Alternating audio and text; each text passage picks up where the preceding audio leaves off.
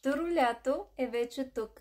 Това е третата част от поредицата училищни истории. Кое дете не мечтае да отиде на лагер със своя клас и то за 10 дни край морето?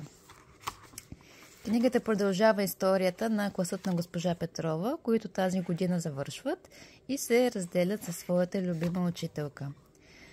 Ето накратко моделните глави: Звездопад, Гларусът Гошо, Тайната кутия, Мидината Никия, Глиганска история, Гнусна шегичка, За риба, Къща на дърво, Островът на костенурките и Магазин за мидички.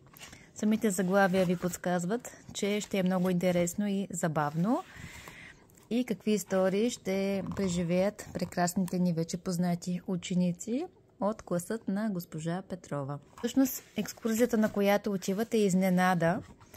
Всички заминават за плажа, но никой не знае точно къде отиват. Само предполагат, че ще са на някакъв скъп хотел, 5-звезден, с аквапарк, с много обслужващ персонал, но в крайна сметка, когато автобуса спира, те виждат, че всъщност ще са в дървени бунгала край морето. В началото никак не са доволни.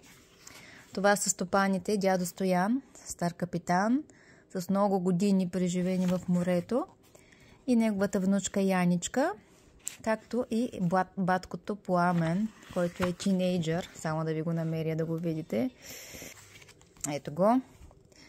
Страхотна комбинация на младостта, детството и зрялата възраст. Те са нашите нови домакини, нашите нови герои, които си имат и котарак, Пацо. Децата ще преживеят прекрасни истории край морето и горичка близо до плажа, където има костенурки, ще се научат да ловят риба и много други интересни неща. Надявам се книжката да ви хареса.